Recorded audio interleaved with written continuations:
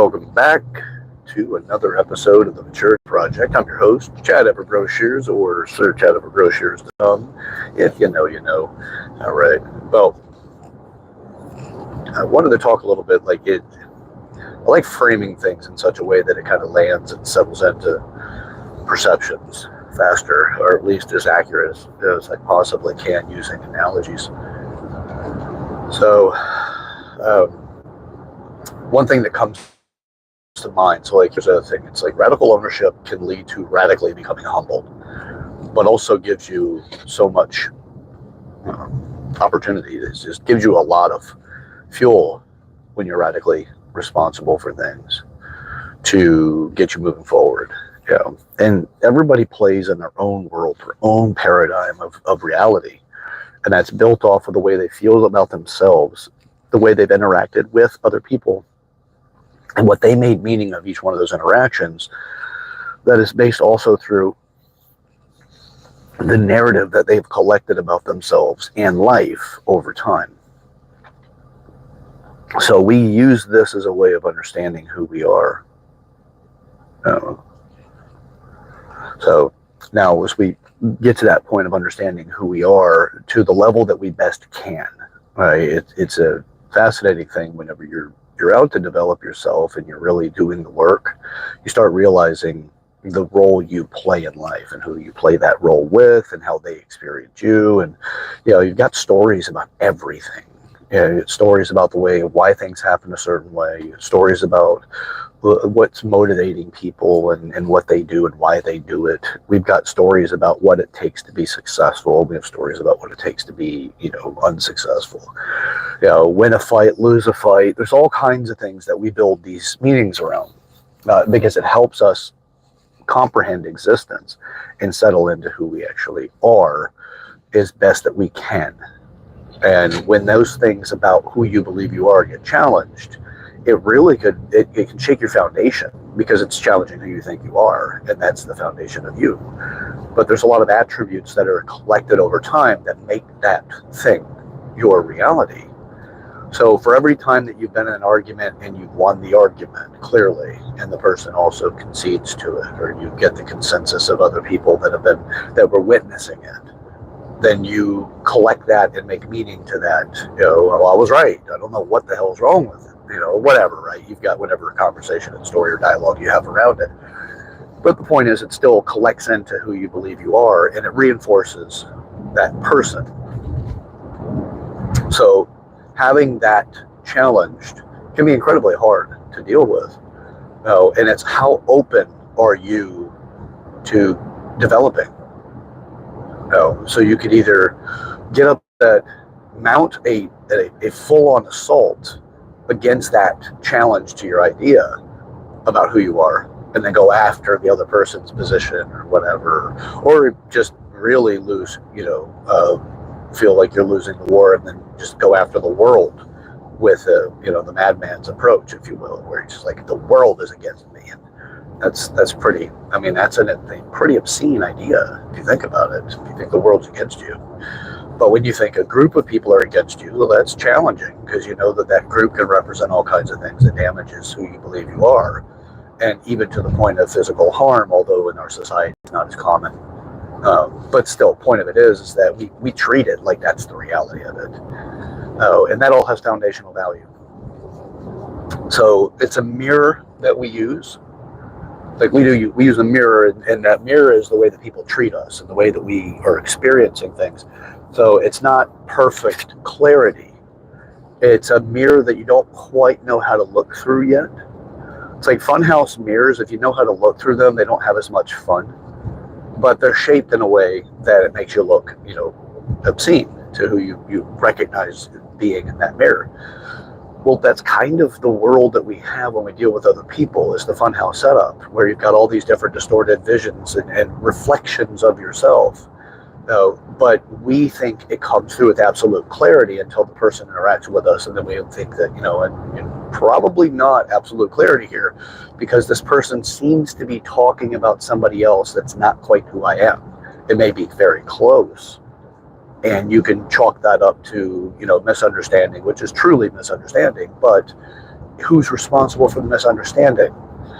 In most instances, people put it on the witness, whoever the person is that's giving you the feedback, and say, well, that's their fault. That's their problem. Well, here's the thing. You can hold no responsibility and blame others and take no responsibility for your actions or consequences. You put it all over the place except for yourself, which is like being stuck in quicksand, expecting to get out, but you're really not doing anything other than trying to dig in further. It could be, like you could have partial responsibility where you're like, yeah, I was wrong for that. But whatever your belief is all on you. And hey, you know what? I'm not going to be against that as much, because it does have default values, or it can be set to a default to at least give you opportunity. You won't get any opportunity when you blame it on everybody else. You got to have an intervention to get you out of that, because the victim mindset is one that's very hard to beat. And in our current society in the United States, it's rewarded and encouraged to be a victim. So it's really hard to beat that. But you have, so partial responsibility does not mean necessarily partial responsibility is that, you blame the other person for comprehending things the way you did, but you say, hey, I said what I said and I feel that's how I really feel. And that could be, forms of responsibility, but it does have its value where you say, well, it's miscommunication. Then you have responsibility, which is, no, what you heard me say, but what I meant was, and I get that it's a misunderstanding, and let's get to a higher degree, right? The previous partial responsibility is you don't really tell the other person that they didn't hear you right, but you don't really make the attempt to change it or to better communicate. You just chalk it up to the other person's just whatever, and they misheard me, no big deal, moving on. Well, when you're being responsible, you get to the communication piece where you want to make sure that there's communication to the point that you can try to clean up whatever they believe that they heard you say, or whatever they believe that you did, the motives behind it. But it's kind of like you get that stuff on the table and you throw it out there, and you're being responsible, and you not only are just that, but it's pretty much it kind of limits itself to that space. Hey, you did something, and hey, applaud to you. I absolutely am big on supporting people that are in that world, because they do become more potent, more powerful, more capable. And then there is the radical responsibility, and that's the world that I prefer to live in, which is, if I continue the communication portion of it, it's where steel manning happens, which steel manning, if you're not familiar, which I have talked about it multiple times on this channel and through different videos. Steel manning is where you clarify with absolute certainty. You're strengthening the other person's position or argument against yours. And you're like, okay, from this, you mean that, is that correct? And what you're doing is you're telling them as best as you can articulate their position in a way that it's coming from understanding it, which is one of the best methods for communication, especially whenever there's a distance in the understanding.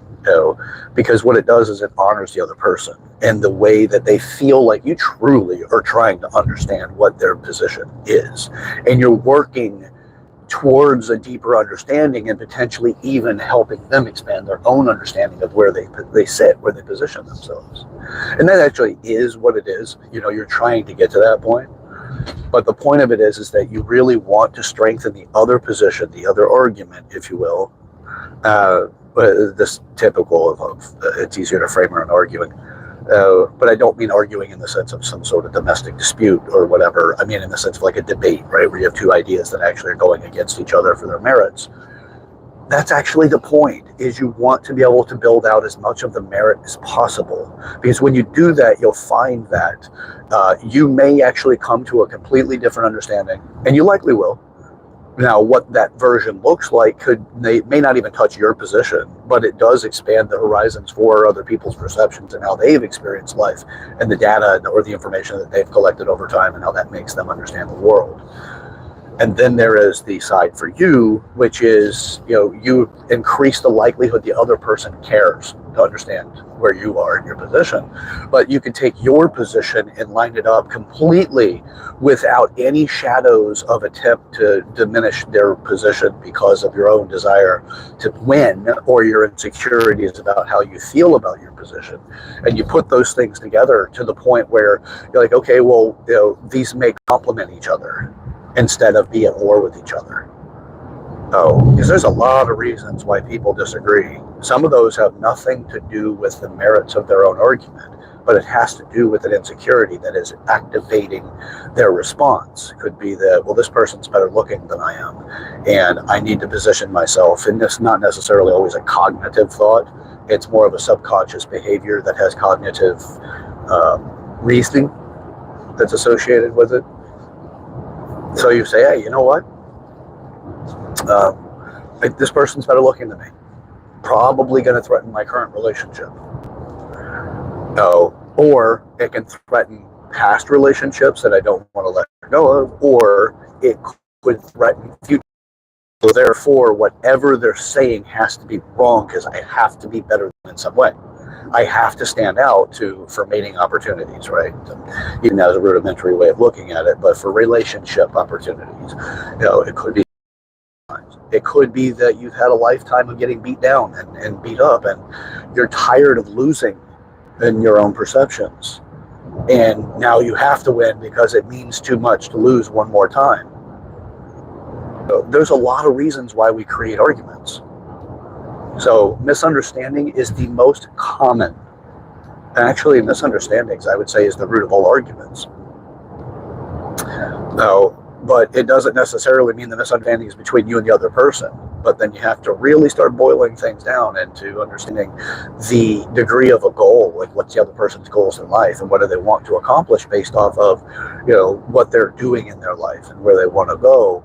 And then you can say, hey, you know what? These arguments actually do fight each other because of the destination of where you're wanting to go to. So if you don't have the same arrival place, which most of us don't, but there's an economy of coexisting. You don't have to have the same outcome together.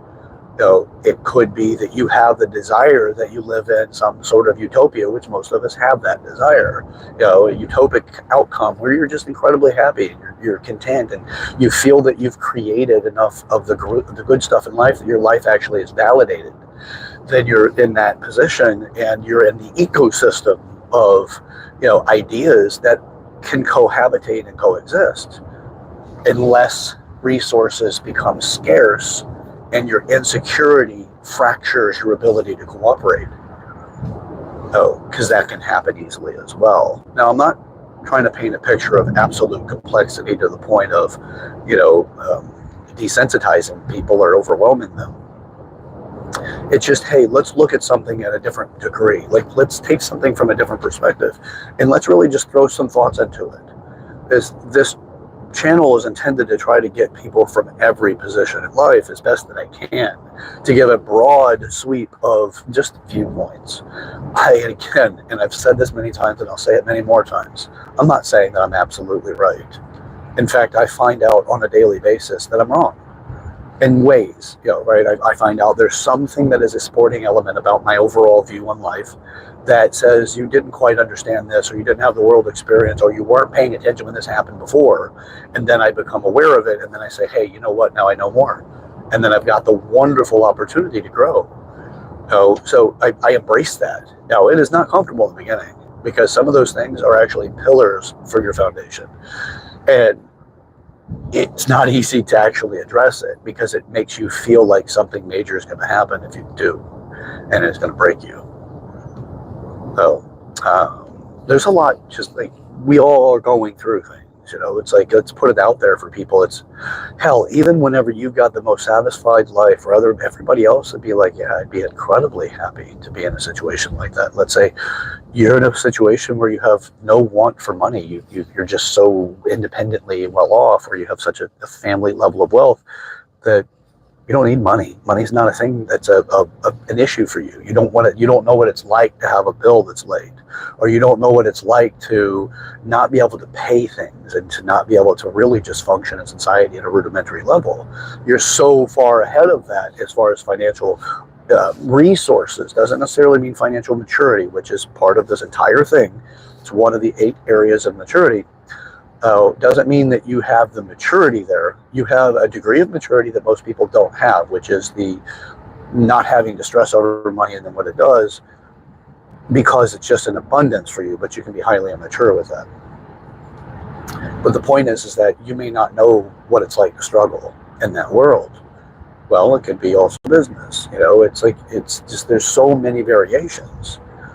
We are currently in a society that seems to demand that everyone conforms to one particular outlook. And if you don't, then you are the enemy. It's in-group versus out-group. And politics has been a major contributor in this world. We have done so much to really go against the country itself. Is the fabric of our unity is being destroyed because of the need to be right, the need to make other people conform to our views. But what has made this country, the United States, America, right? What has made us so great is our diversity, coming from so many different backgrounds, and for us to work together in a way that makes us progress forward into the world to help the world develop and mature as well. Because if you think about it, first world nation versus a second world nation really isn't just a conversation about maturity. Now there's all kinds of stuff that's built into that I don't want to get into right now, because you have corruption, you have people that are immature but you build power, which is incredibly common. It's people that seek out power often are the people that shouldn't have power. And it's not the big headliner names either most of the time. Well, those people can commonly be that as well.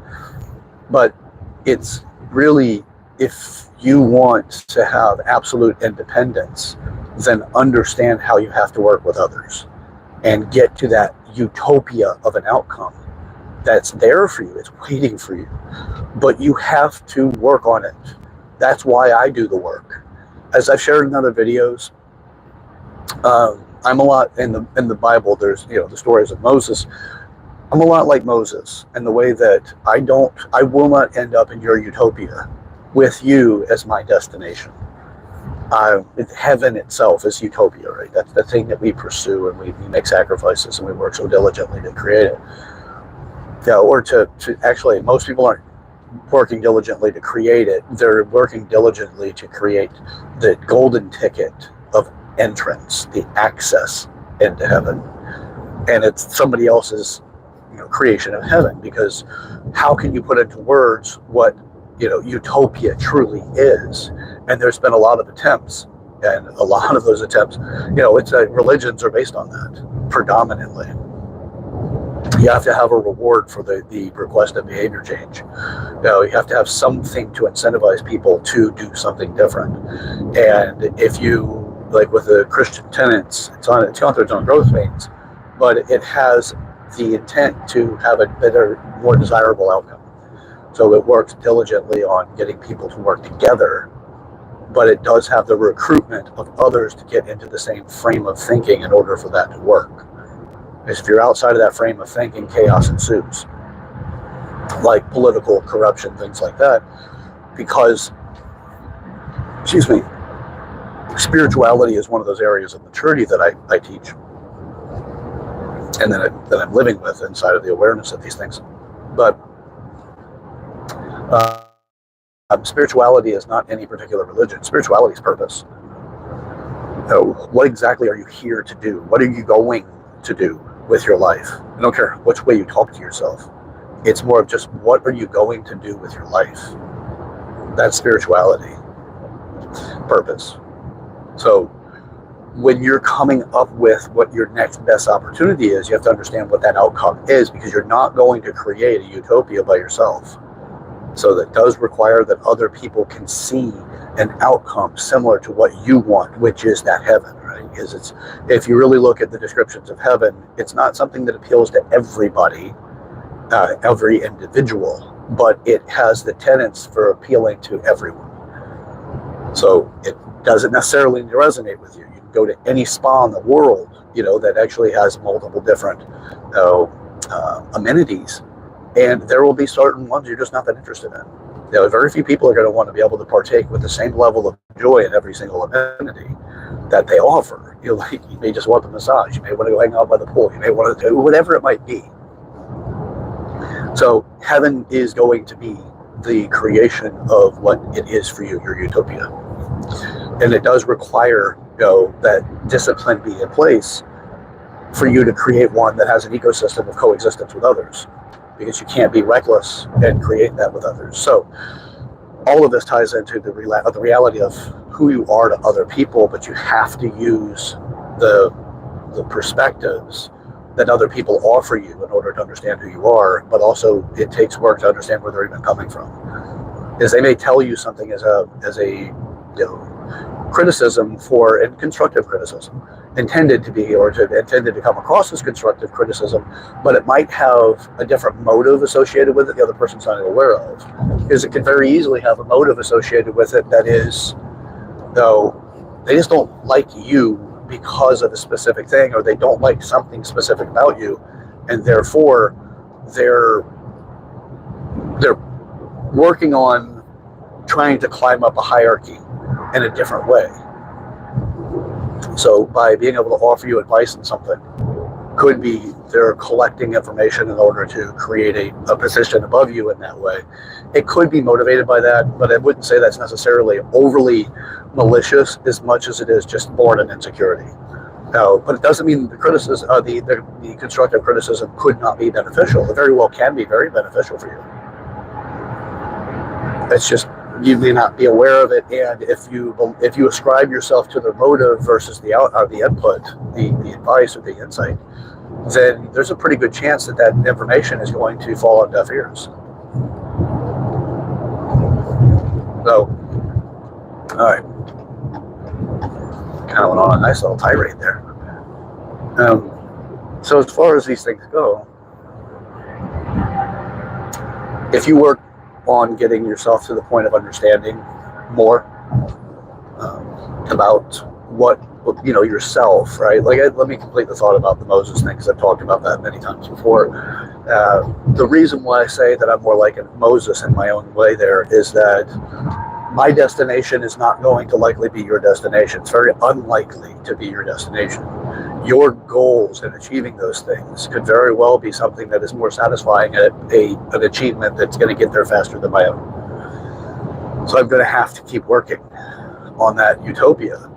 And the only way mine will ever work is that I get other people to the point they see it themselves and they develop their maturity in all 8 areas. And then the subcategories of each one of those areas, the derivations of each one, that's where I will achieve mine. But it's far more than most people will need or want in their life, at least from where they sit right now. If they just achieve that, they'd be happy. And it very well might end up being the joy that they really are looking for. That may very well happen right there, right at that moment.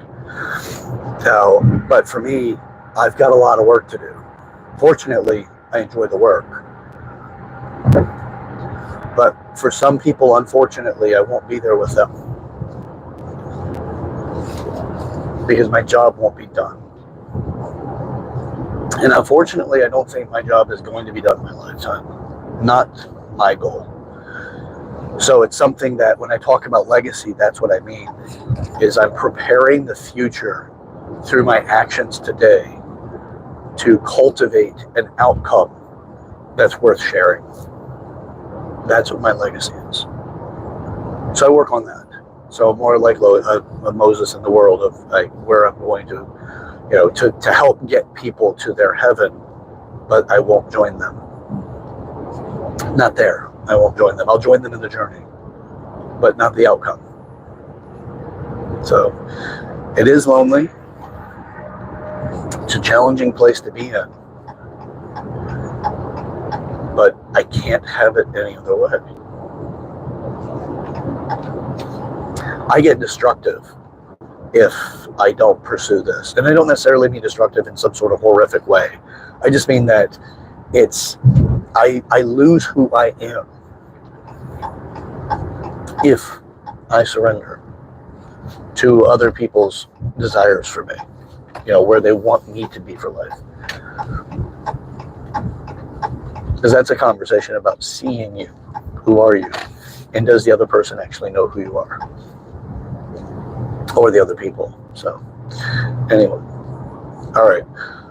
Well, this is about, it's like using other people's expressions of you as a mirror to see who you are, but through the funhouse concepts. It's like the mirrors still tell you who you are. You just don't necessarily recognize it, and sometimes it can come across as a bit of a parody of who you are.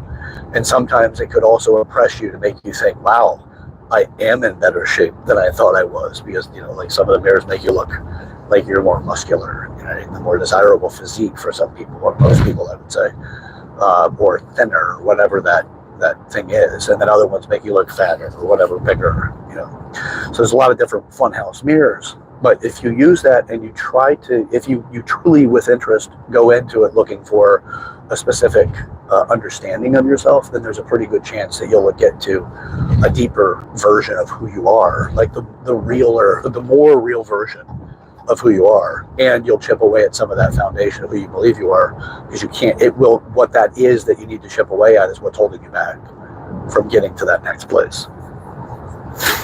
But the part of this is that you become content, you become happy, you learn how to experience joy in the journey. All right, that's what I have for you today. That's it for now. I am almost at the gym. For most of you may not know, or some of you do. I'm an early riser. I'm typically up at 3 a.m. so I can do my morning ritual, get out of the house, get to the gym, work out, and then I go to my son's mother's house, and her and I get him ready for school, or for daycare, and then I'm off to work, and then I go home. After work I go back, spend some time with my son and his mother, and then I go back to my house and continue the journey. So, all right, till next time, I am your host, Chad Everett Broshears. Search Chad Everett Broshears to some. If you know, you know. And this is the Maturity Project. So we got a world to work on, but we really need to put the work on ourselves first, because the path to hell is paved with good intentions. So let's get to that. And join me in being geared to grow. That's my thing, geared to grow. All in, geared to grow. So, all right, until next time, I will talk to you soon. Share the video with a person in your life that you want to break the ice with. Start a conversation that's meaning, make a difference. Subscribe to the channel. Hit the bell notification so you get subscription notifications whenever I go live. And make a comment if you like. And don't forget to like this video. It'll help with the algorithm. All right, until next time, let's get to it. See ya.